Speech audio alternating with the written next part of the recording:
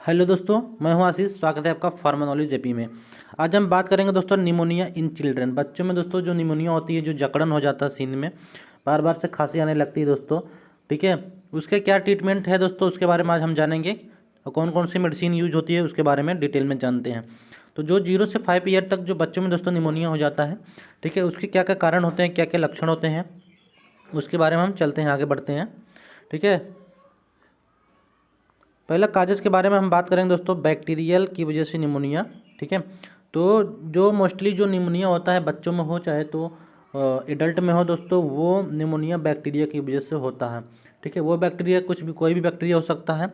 ठीक है, different different type के बैक्टीरिया होते हैं।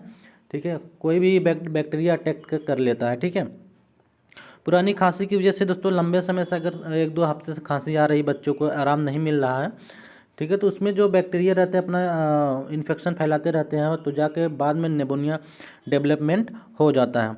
ठंड लग जाने की वजह से दोस्तों, तीसरा है ठंड लग जाने की वजह से क्या होता है, जैसे कि बच्चा को सर्दी जुकाम हुआ है। ठीक है, जैसे कि सर्दी का मौसम है तो उसमें सर्दी जुकाम हुआ है, तब जाके वहाँ पे दोस्तों आपको पहले से हल्का सा सर्दी जुकाम होता है बच्चों को, बाद में वो धीरे धीरे करके अगर आप दवा नहीं लेते हैं, ठीक है, prevention is better than cure दोस्तों। पहले आप अगर दवा नहीं लेते हैं तो अब जाके क्या होता है कि निमोनिया डेवलपमेंट हो जाता है। ये दोस्तों इसके कारण बहुत से होते हैं। या फिर दोस्तों अगर एडल्ट की बात करते हैं हम, तो एडल्ट के अकॉर्डिंग जो भी बच्चे रहते हैं दोस्तों, उनकी जो इम्यूनिटी पावर होती है, इम्यूनिटी जो पावर होती है दोस्तों, वो बहुत ही कमज़ोर होती है। ये तुरंत ही बीमार हो जाते हैं। ठीक है, ये थोड़ा दोस्तों बचा के रखना है बच्चों को।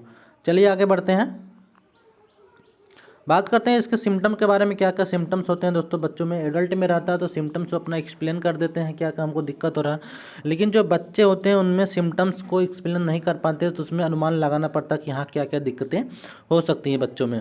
ठीक है, तो सिम्टम पहला दोस्तों फीवर। निमोनिया में दोस्तों फीवर आता है। ठीक है, सांस लेने में दिक्कत हो सकती है, सांस फूलेगी, बच्चों को सांस जोर जोर से खींचेगा।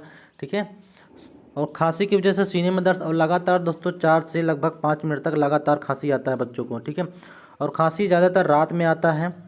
ठीक है, रात में आता है तो जो मदर लोग रहती हैं वो घबरा जाती हैं कि हाँ बच्चों को खांसी ज़्यादा रहे, कहीं दिक्कत तो ज़्यादा नहीं है। ठीक है, तो रात में खांसी आता है, कभी कभी नॉर्मली भी रात में खांसी आता है, लेकिन उसमें घबराने की बात नहीं है। ठीक है, जब ज़्यादा मौसम ठंडा होता है, ठीक है, रात में, तो खांसी आने लगती है।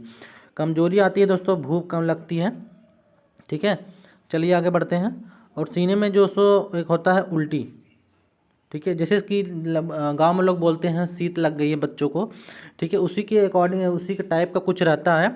तो बच्चों में जैसे कि कोई भी जो मिल्क वगैरह ले रहा है वो पचता नहीं है। ठीक है, फिर बात करते हैं सीने में सीटी जैसी आवाज़। सीटी जैसी आवाज़ सीने में क्यों आती है दोस्तों, उसमें जो चेस्ट में रहता है, बहुत ही जो चेस्ट रहता है दोस्तों, उसमें बहुत ही ज़्यादा जकड़न रहता है। ठीक है, बहुत ही ज़्यादा जकड़न रहता है, तो जो थोड़ी बहुत हवा जाती रहती है, सांस खींचता है, तो उसमें स्टेथोस्कोप अगर आप लगाएंगे तो वहाँ पे सीटी जैसी आवाज़ आपको दिखेगा। चलिए आगे बढ़ते हैं दोस्तों, ट्रीटमेंट के बारे में बात करेंगे। अगर दोस्तों सीवियर कंडीशन नहीं है, अगर सीवियर कंडीशन है तो उसमें हम क्या करेंगे कि इंजेक्शन सेफ्टियाजोन।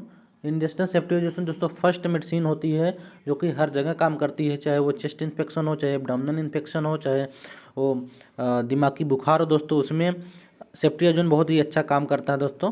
तो जो पहला प्रेफरेंस होता है डॉक्टरों का वो होता है सेफ्टियाजोन। तो सेफ्टियाजोन दोस्तों अगर ज़्यादा सीवियर कंडीशन है तो उसमें इंजेक्टेबल देना ही पड़ेगा।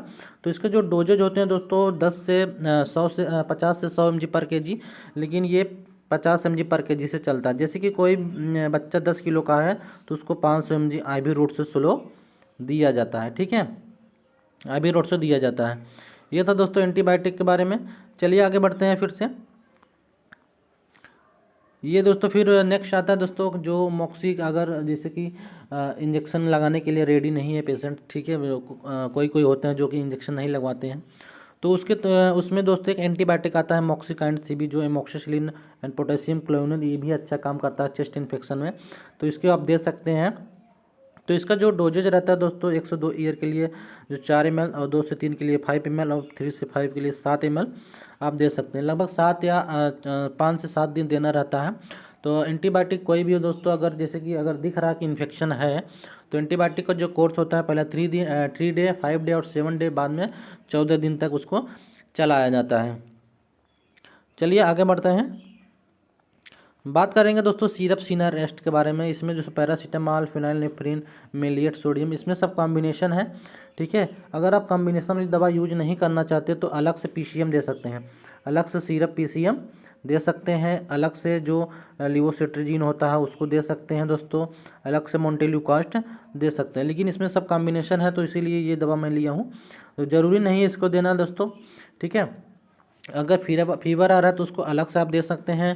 सर्दी जुकाम है दोस्तों, नाक जाम है, नाक जाम के लिए दोस्तों एक आता है नेजल सलाइन, जो कि नाक में डाल के उसको साफ़ करना रहता है। ठीक है, कभी कभी नाक दोस्तों जाम हो जाता है बच्चों को, तब भी ज़्यादा तेज़ से वो सांस खींचने लगते हैं, क्योंकि नाक जाम हो जाती है तो मुंह से सांस लेने लगते हैं बच्चे, तो उसमें लगता है कि बच्चे ज़्यादा तेज़ सांस खींच रहे हैं। ठीक है, तो इसका भी डोज जो होता है दोस्तों 1 से 2 से के लिए 4 ml, 2 से 3 के लिए 5 ml, ठीक है, 3 से 5 के लिए 7 ml तक आप इसको दे सकते हैं।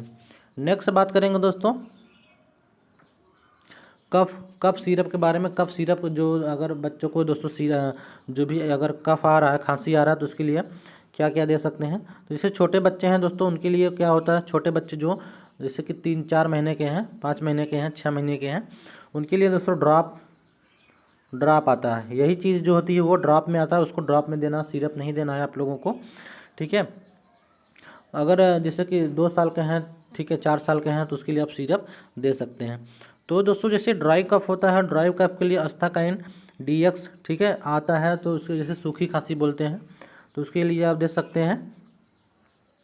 फिर बात करते हैं दोस्तों जैसे कि ड्राई कफ नहीं है, गीली कफ है, तो उसके लिए एलएस होता है जिसमें लिवोसाल्बुटामॉल रहता है, लिवोसाल्बुटामॉल रहता है, उसको आप दे सकते हैं। उसका भी डोज लगभग सेम ही है दोस्तों, आप देख सकते हैं डोज यहाँ पे। ठीक है, जब बच्चों को दोस्तों नहीं आराम होता है तो उसके लिए होता है एक चीज़ नेबुलाइजेशन। ठीक है, अगर ज़्यादा सांसें खींच रहे हैं, कोई भी व्यक्ति है, कोई भी बच्चा है दोस्तों, ज़्यादा सांस खींच रहा है, तो उसके लिए आप दे सकते हैं। ठीक है, उसके लिए क्या होता है, नेबुलाइजेशन दोस्तों इंपॉर्टेंट हो जाता है, उसके लिए नेबुलाइजेशन दोस्तों इंपॉर्टेंट हो जाता है। नेबुलाइजेशन में आप जैसे बूडेट दे सकते हैं, ठीक है, साल्वेयर दे सकते हैं जिसमें लिवोसाल्बुटामॉल रहता है। ध्यान रहे दोस्तों, जब आपको लिवोसाल्बुटामॉल सिरप देना है तो आपको लिवोसाल्बुटामॉल से भाप देना है, लेकिन कुछ टाइम तक रुक के देना है। ठीक है, थोड़ा अंतर 6 घंटे का अंतर देकर नेबुलाइजेशन करना है। ठीक है, ये था दोस्तों कंप्लीट ट्रीटमेंट। और जैसे कि और कई जैसे कि सिम्टम देख के पता लगा जैसे बच्चों में क्या दिक्कत है, उसके अकॉर्डिंग ही मेडिसिन ऐड किया जाता है। ये दोस्तों नॉर्मली आप इतना ऐड कर सकते हैं। ठीक है, मिलते हैं दोस्तों नेक्स्ट वीडियो में। वीडियो पूरा देखने के लिए दोस्तों धन्यवाद। अगर आपको अच्छा लगा तो दोस्तों शेयर करिएगा, कमेंट दोस्तों जरूर करिए, कमेंट आप लोग नहीं करते मोटिवेशन दोस्तों नहीं मिल पाता है। ठीक है, वीडियो पूरा देखने के लिए दोस्तों धन्यवाद।